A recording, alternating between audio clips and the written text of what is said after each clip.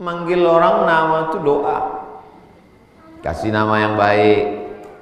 Siapa namanya? Yasmin Atiyah. Atiyah artinya anugerah, pemberian Allah.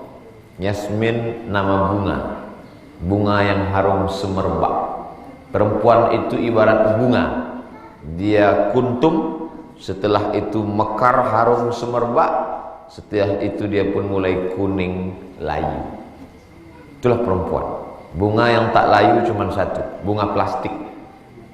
Maka banyak sekarang orang tak mau layu, akhirnya mukanya isinya plastik aja semua. Operasi plastik. Setelah dibukul, kalau tak ada duit hari ke-7 gimana Pak Ustaz? Hari ke-14. Tak ada duit hari ke-14 beli kambing, hari 21. Hari ke-21 tak juga ada duit, tak usah tengok kalender lagi. Sebulan, 2 bulan, setahun, 2 tahun, 5 tahun. Kami dulu kecil tak ada duit Pak Ustaz, susah. Sekarang setelah tua 40, 50 ada duit. Boleh potong kambing untuk akikah umur 40, boleh. Tapi potong kambing aja panggil kawan, tamu, tetangga, makan. Jangan pakai ayun macam itu. Nenek-nenek di ayun, patah tiang ayunan. Begitulah ajaran Islam. Setelah itu kemudian anak-anak pun dididik membaca surat-surat pendek. Masukkan dia ke tahfiz Quran. Jadi proses pendidikan ini dari awal. Dari mulai diazankan, dikasih nama, dicukurkan rambut, dipotongkan kambing. Anak yang baru lahir tadi kedinginan. Karena tempat yang paling nyaman, tempat paling enak adalah rahim, perut. Di dalam perut rahim ibu itu adem, tenang. Walaupun medannya panas, dia tak kepanasan di dalam. Walaupun di kutub utara, kutub selatan dingin, di bawah 0 derajat Celcius, dia tak kedinginan di dalam. Walaupun di Afrika Utara 50 derajat, dia tak kehangatan di dalam. Tempat yang paling tenang adalah rahim. Rahim itu diambil dari Asmaul Husna. Bismillahirrahmanirrahim. Anar Rahman, aku ni Rahman, kata Allah. Syaqaqtur rahim min ismi. Rahim diambil dari nama aku. Sebagaimana sayangnya Rahman, begitulah sayangnya rahim. Menjaga anak 9 bulan 10 hari baru dia keluar ke atas dunia. Maka anak yang lahir tadi kedinginan, maka menghangatkan badan yang dingin, dikasih minum teh manis. Itu maka Ustaz Somad dikasih teh. Jangan kedinginan. Tapi anak bayi tak bisa dikasih teh. Tak mungkin anak kecil kasih bandrek. Bagaimana supaya badannya hangat? Dikasih cairan manisan, yaitu kurma. Lalu kurma itu dikunyah. Datanglah perempuan namanya Asma. Asma ini anak Abu Bakar, saudara kandung Aisyah. Punya suami namanya Zubair bin Awam. Siapa nama suaminya? Zubair ibnul Awam. Zubair ibnul Awam menikah dengan Asma, lahir anak laki-laki namanya Abdullah ibnu Zubair ibnul Awam. Anak pertama yang lahir di Madinah setelah Nabi sampai ke kota Madinah. Datang Asma, dibawanya anak kecilnya ini, dihadapkannya ke Nabi untuk mengambil barokah. Ya Rasulullah, doakan anakku ini. Diambil Nabi kurma, dikunyah-kunyah Nabi, dimasukkan Nabi kunyahan kurma itu ke mulut Abdullah ibnu Zubair ibnul Awwam. Memasukkan kurma ke mulut anak namanya tahnik. Apa namanya? Tahnik, bukan teknik. Pakai H kecil, tahnik. Kalian dulu ada dikasih kurma? Mana ingat? Kalau tak ada kurma, madu. Mana tahu, ada anak kecil pernah saya tengok dikasih madu. Oleskan madu. Sekarang takut orang ngasih madu pakai jari. Dikasih madu, COVID masuk. Insya Allah cuci tangan, hand sanitizer, protokol kesehatan, sehat. Kasih nama yang baik, cukurkan rambut, potongkan kambing, tahnik kurma. Lalu kemudian anak ini pun dibesarkan. Muru auladakum bisolah, suruh dia solat. Wahum abna'u sab'a sinin, umur 7 tahun. 7 tahun dia solat. Kalau 7 tahun dia solat, berarti sebelum 7 tahun sudah menghafal bacaan-bacaan sholat. Allahu Akbar kabira, wajjahtu wajhiya, Allahumma ba'id baini wa baina khataayaya, Al-Fatihah, surat-surat pendek, tasbih tahmid, sami Allahu liman hamidah, rabbana lakal hamdu, rabbi ighfirli warhamni wajburni warfa'ni warzuqni wahdini wa'afini wa'fu anni, at-tahiyatul mubarakatuh. Maka menghafal surat-surat pendek. Inilah sekarang kalian sedang menghafal surat-surat pendek. Maka tadi saya tanya Ustadz ini anak-anak ini sekolahnya di mana? Di sini Ustadz. Sekolah apa? Sanawiyah. Tapi badannya masih kecil udah sanawiyah.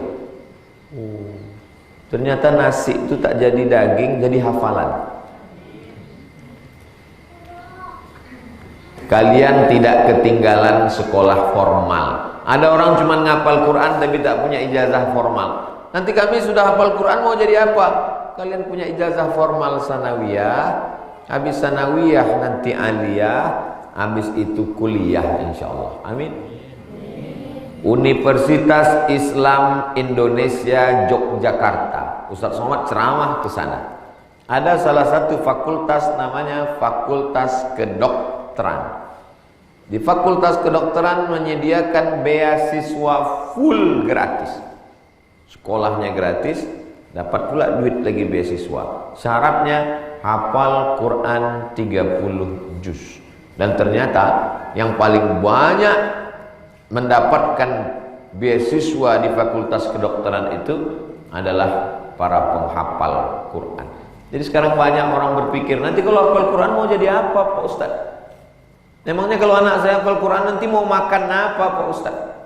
Ini orang yang sedikit-sedikit pikirannya makan, sedikit-sedikit pikirannya makan, mungkin otaknya dekat dengan lambung. Otak udang. Kan jauh otak kita dari lambung. Otak dibuat di atas, biar supaya jangan terlalu memikirkan lambung. Tapi lambung ini perlu dipikirkan. Tapi jangan sampai dekat otak ini sama lambung. Dua kemungkinan, otaknya turun ke lambung atau lambungnya naik ke otak. Sengaja dibuat Allah jauh. Kita makan, tapi jangan terlalu memikirkan makan. Sekarang manusia ini aneh, terlalu memikirkan makan sampai tak sempat makan. Pergi kerja pagi sampai siang, rapat, menerima tamu, tugas, naik asam lambung, pergi ke dokter. Kenapa Bapak naik asam lambung? Aku pun tak tahu dokter, karena tak makan. Sibuk mencari makan sampai tak sempat. Aneh manusia. Ustaz udah makan? Oh, udah. Karena udah makan, lah maka kuat ceramah. Kalau tak makan tadi mungkin slow. Anak-anak sekalian, apa kabar kalian? Kenapa macam tak makan Ustaz itu? Jadi pendidikan ini ada masanya nanti kita tak bisa menghafal lagi. Kapan itu? Sekarang nih. Saya ini tak bisa menghafal lagi. Jangankan mau menghafal ayat Quran, jangankan mau menghafal hadis, menghafal nama orang pun kadang payah. Nampak mukanya tak ingat namanya. Kadang sedang sholat tuh hilang hafalan. Manusia. Afatul insan an-nisyan. Penyakit manusia ini nisyan. Apa itu nisyan? Lupa. Masumiyal insanu bi insanin illa linisyani. Manusia ini disebut manusia karena lupa. Maka diulang-ulang betul hafal. Mudah-mudahan kalian menghafal Quran 30 juz. Siapa yang paling banyak hafalannya di antara anak-anakku ini semua? Mana? Berapa juz? Masya Allah 13 juz. Kita doakan Bu, 13 juz bertambah 15, 25, 30 juz. 13 juz, masih kecil dia. 13 juz di kepala. Ustaz Abdul Somad sudah tua, juz 30 pun hilang-hilang timbul. Mudah-mudahan anak kita menjadi penghafal Quran.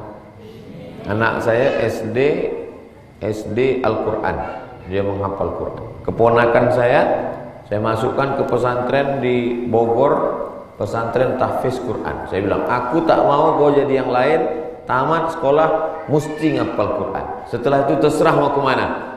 Mau jadi arsitek, masuk ITB. Mau jadi dokter, Fakultas Kedokteran. Mau jadi pengacara, masuk Fakultas Hukum. mau jadi apapun, tak kupaksa kau mesti ke Mesir macam aku. Kalau mau ke Mesir, silakan. Tak mau ke Mesir, jangan paksa. Karena orang punya cita masing-masing. Kalian punya cita masing-masing. Kalau kami nanti mau jadi tentara Pak Ustadz, apa lulus kami? Oh iya, tes. Tak bantu sama tentara. Gubernur Sumatera Utara Pak Edi Rahmayadi, ini ada anak tahfiz Quran, hafal 30 juz. Tentu mereka senang. Bersih, tak pakai narkoba, tak pacaran, tak kena virus HIV AIDS, tidak LGBT, sehat zahir dan batin, rela memperjuangkan negara ini dengan nyawanya untuk menegakkan la ilaha illallah Muhammadur Rasulullah.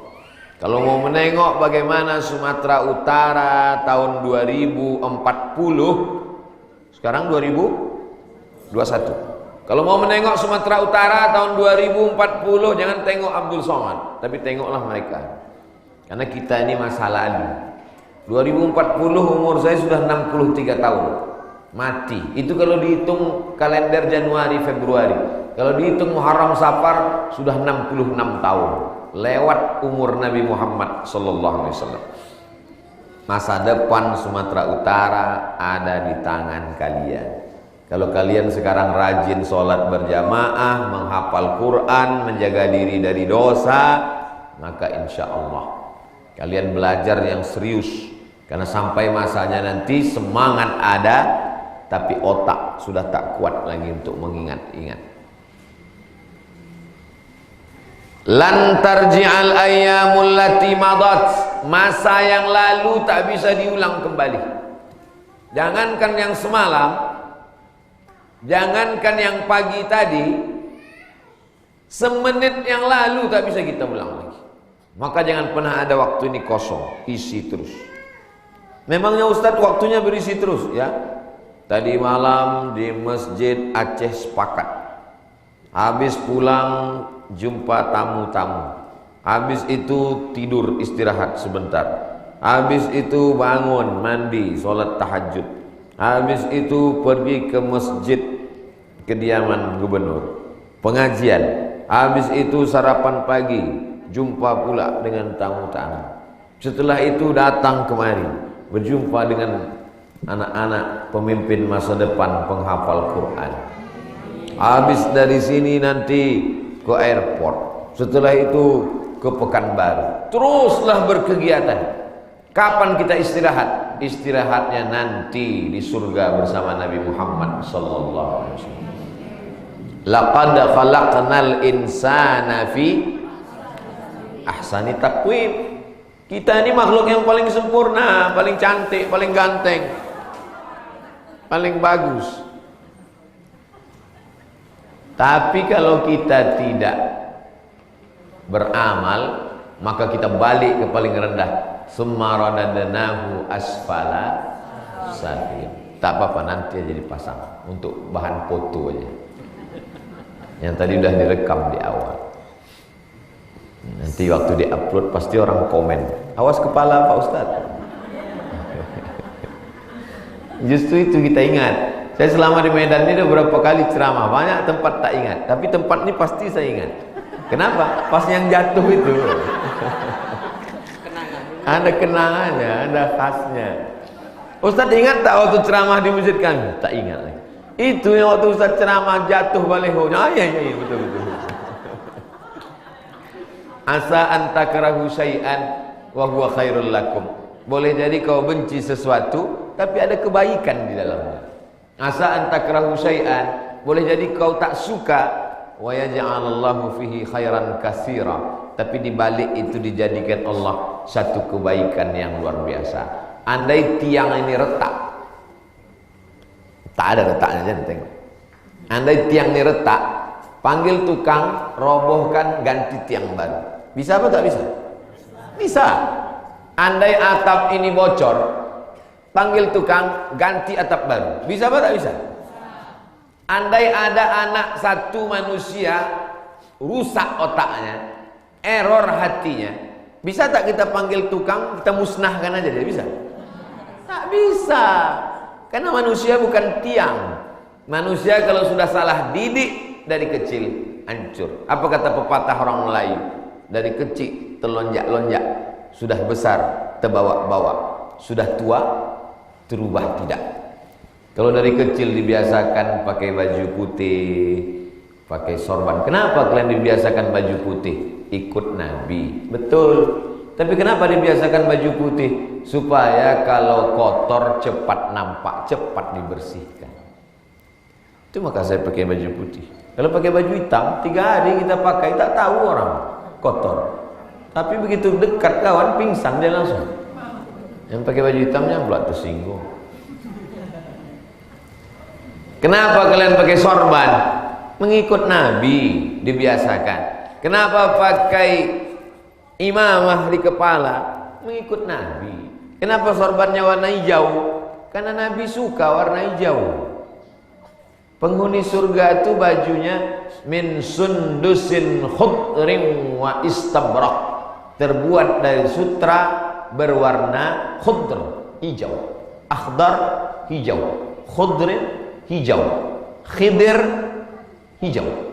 Nabi Khidir disebut Nabi hijau karena kalau dipijaknya rumput yang kering langsung jadi hijau, makanya disebutnya hijau. Kata Imam Ghazali, kalau mata kita mau awet, tahan dia, maka sering-sering menengok warna hijau. Maka sorban warna hijau, tiang warna hijau, kubah Nabi warna hijau, karpet di Taman Raudhah warna hijau.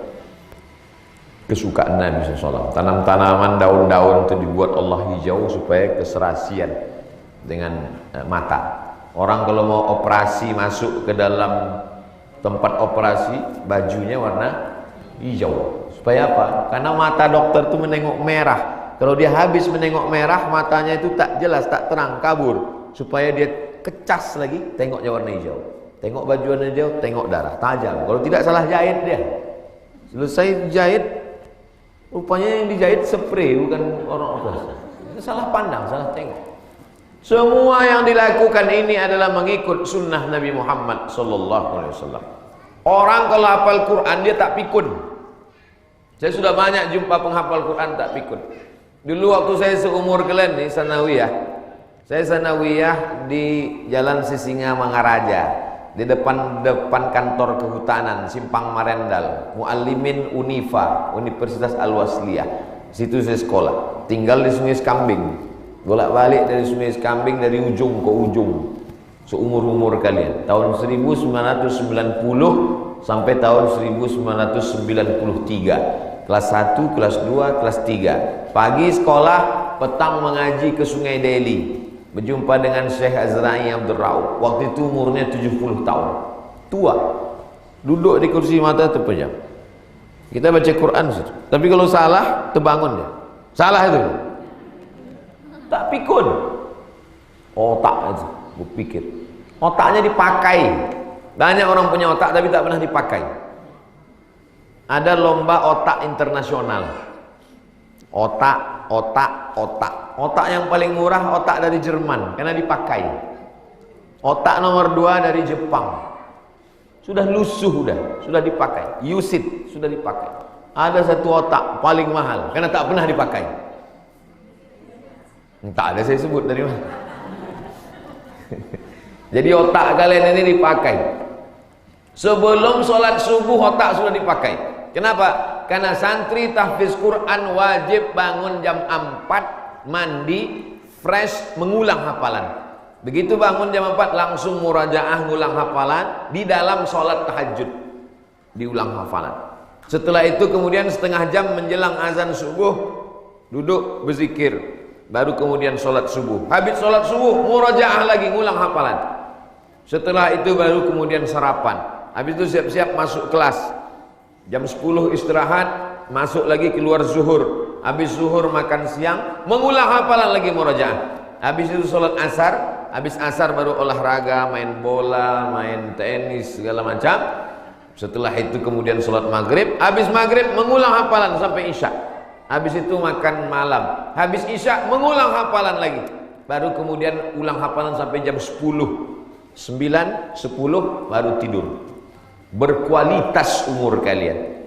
Makanya Yang paling baik itu adalah orang yang mantala umruhu, panjang umurnya, wa hasuna amaluhu, dan baik amalnya. Ada orang umurnya mungkin macam umur kalian lah, 13, 14, 15, tapi hafal 13 juz, hafal 10 juz, maka dipicu terus. Ada namanya the golden age. Apa arti golden? Emas. H-A-G-E, age, umur. The golden age, umur emas, usia emas.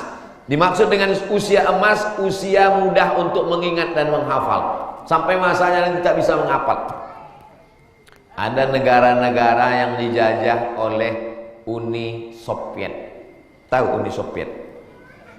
Siapa nama presiden Uni Soviet sekarang? Vladimir Putin. Dulu Uni Soviet, pecah Uni Soviet, sekarang menjadi Rusia. Presiden Soviet terakhir setelah Gorbachev yaitu Boris Yeltsin, pecah. Negara Islam dijajahnya. Uzbekistan, Tajikistan, Kazakhstan, Kirgistan, Afghanistan. Pokoknya yang tan rujuk. Istan itu artinya tanah. Afghanistan tanah Afgan. Kazakhstan tanah Kazak. Uzbekistan tanah Uzbek. Medanistan tanah Medan. Dijajah oleh Uni Soviet. Tidak boleh baca Quran. Tapi begitu Uni Soviet bubar, banyak penghafal Quran. Heran bagaimana mereka menghafal Quran, padahal ini komunis ateis, anti Tuhan. Tak boleh sholat, tak boleh baca Quran. Kok bisa setelah negara ini bubar banyak penghafal Quran? Rupanya mereka menghafal Quran digali lantai kamar itu malam-malam. Malam-malam diambil pasirnya, dibuang keluar, diambil pasirnya, dibuang keluar, ditutup pakai papan, ditutup pakai karpet. Anak-anak menghafal Quran di dalam lantai yang gelap. Menghafal Quran tidak menengok Quran. Kalian kalau menghafal Quran, Qurannya ditengok atau tak ditengok? Ditengok. Mereka menghafal Quran tidak menengok Quran. Bagaimana menghafal Quran tak nengok Quran? Pakai metode talqin. Metode talqin itu guru membaca, murid mengikut. Bismillahirrahmanirrahim. Bismillahirrahmanirrahim. Ar-Rahman, Ar-Rahman, Allamal Quran, Allamal Quran, Khalaqal Insan, Khalaqal Insan, Allamahul Bayan. Akhirnya mereka hafal Quran tapi tak pernah menengok Quran. Kisah ini diceritakan seorang pakar mukjizat Al-Quran tahun 1999, datang ke Kairo, Mesir. Kami mahasiswa dikumpulkan untuk menceritakan jaminan Allah. Inna nahnu nazzalna dzikra wa inna lahu lahafizun. Kami yang menjaga, kata Allah. Andai terbakar semua Quran-Quran yang ada di Rak itu, kebakaran dunia ini dibakar semua Quran, apakah hilang Al-Quran? Tidak. Masih ada Quran 13 juz. Di mana? Di sini. Di kepala 13 juz. Tak hilang oleh. Ada orang naik sepeda motor tidak pakai helm, menabrak tembok, jatuh, hilang semuanya. Rumahnya dia lupa, namanya dia lupa, bininya dia lupa, anaknya dia lupa, alamatnya lupa. Pas ditanya, siapa nama kau? Tak ingat. Tapi ada satu yang tak hilang. Apa itu? Al-Quran. Al-Quran tetap ada. Allah menjamin. Inna, kami, nahnu, kami, nazzalna, kami menurunkan, wa inna, kami, lahu, menjaga Quran, lahafizun, 5 kali. 5 kali Allah mengulang. Nahnu nazzalna, inna nahnu nazzalna dzikra wa inna lahu lahafizun. Kami itu banyak atau satu? Banyak. Kami, saya, Pak Kadispora, Ustaz Iqbal, kami. Inna, kami. Allah itu banyak apa satu? Satu. Qul huwallahu ahad. Kenapa dalam ayat itu dikatakan inna kami, padahal Allah? Nanti ditanya orang, berapa Tuhan kalian? Satu. Qul huwallahu ahad. Allah tunggal, esa, tak berbilang. Kalau memang Tuhan kalian satu, kenapa dalam ayat itu dikatakannya kami? Allah mengatakan, aku dan para penghafal Quran menjaga Quran. Kira-kira senang tak kalau kalian dibuat satu rombongan dengan gubernur? Senang. Senang tak kalau satu rombongan dengan Pak Camat? Senang. Ini kalian bukan satu rombongan dengan gubernur, bukan satu rombongan dengan presiden, satu rombongan dengan Allah Subhanahu wa ta'ala, karena sama-sama menjaga Al-Quran. Kalau satu orang baca Quran, hafal Quran 30 juz, supaya tak hilang dari kepalanya, dia mesti mengulang satu hari 2 juz. Satu hari 2 juz diulang, satu hari 2 juz. Minimal itu, satu hari 2 juz. Kalau satu hari diulang 2 juz, berarti satu bulan dia khatam 2 kali. 30 juz kali 2, 60 juz, 2 kali khatam. Berarti satu tahun dia khatam 24 kali. Bayangkan senangnya emak kalian, senangnya ayah kalian. Kalau dia masih hidup, turun rahmat. Kalau dia sudah meninggal dunia, lapang kuburnya, alam barzahnya. Maka saya tak banyak cita-cita saya. Cita-cita saya cuma ingin anak keponakan saya hafal Quran. Oh, Ustaz kan cuma ngomong aja, cuma ceramah aja. Aku tak bisa menghafal lagi karena keterbatasan umur dan waktu, tapi saya berikan peluang. Di tempat saya tinggal, anak-anak menghafal Quran, khusus perempuan. Seumur kalian juga, tamat SD menghafal Quran. Adapun yang laki-laki, jaraknya dibuat jauh, lebih kurang 20 km.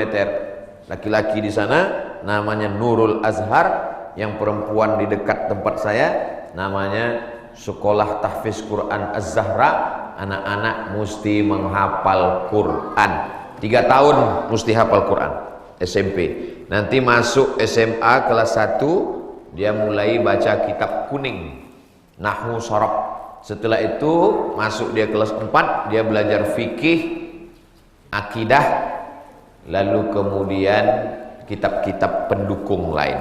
Sehingga 6 tahun, SMP 3 tahun, SMA 3 tahun, terserah mau sanawiyah, aliyah tak apa-apa.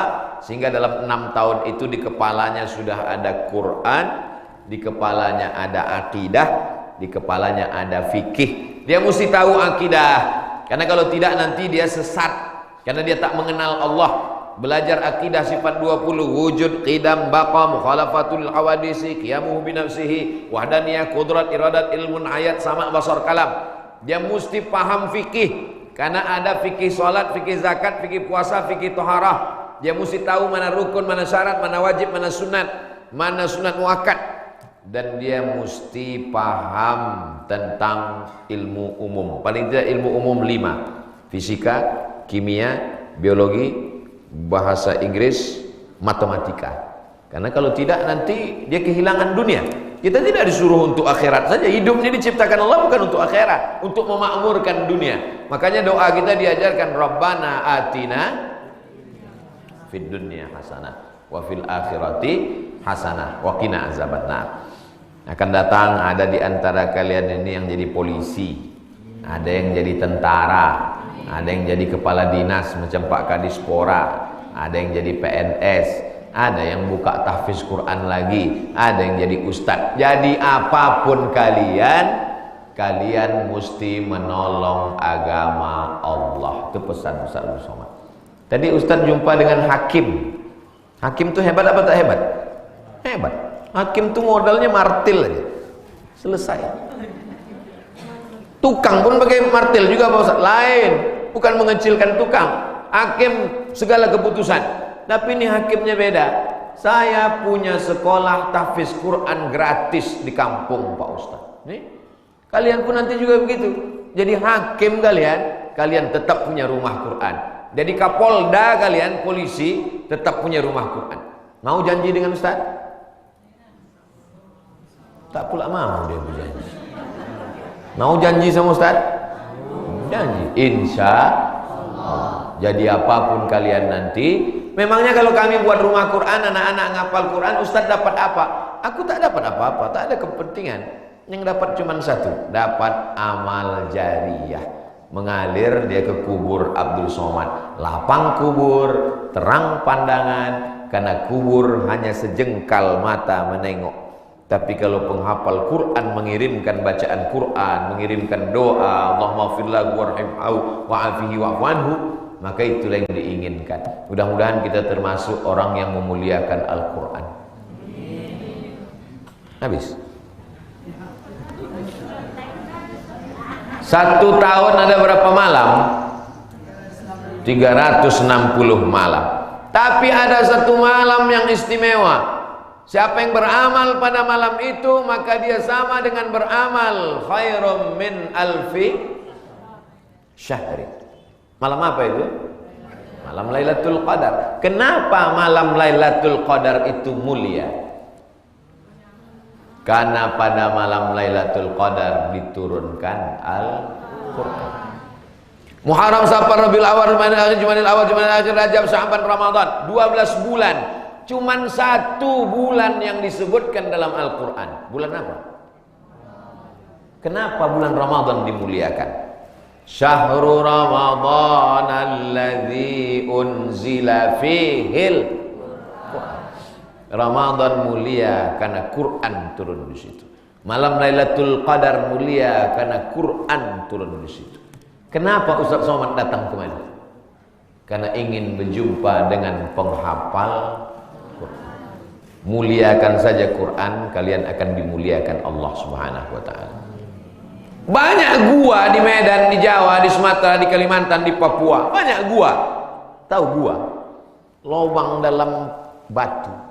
Gua. Banyak gua di Indonesia.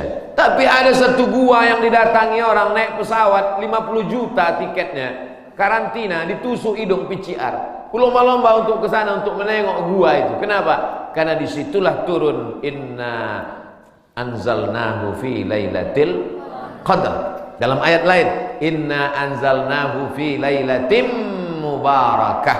Dalam ayat lain, Iqra bismi rabbikal ladzi khalaq, khalaqal insana min 'alaqin, iqra wa rabbukal akramul ladzi 'allama bil qalam, 'allamal insana ma lam.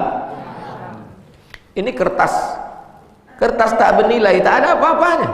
Tapi begitu dituliskan di kertas ini, alhamdulillahi rabbil alamin. Tak boleh dia dijatuhkan di lantai. Tak boleh dia dipegang oleh orang yang tak berwudu. Makanya kalau menulis surat undangan pernikahan, jangan tulis ayat di situ.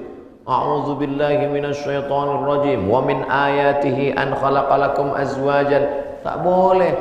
Kenapa? Karena kalau ditulis nanti dicampakkan orang, dibuang, dijadikan sebagai sampul belacan, dibuat sebagai sampul trompet untuk malam tahun baru, menghinakan Islam. Kertas yang hina namanya kertas, bisa jadi hina, menjadi tisu untuk cebok, menjadi tisu buang ingus.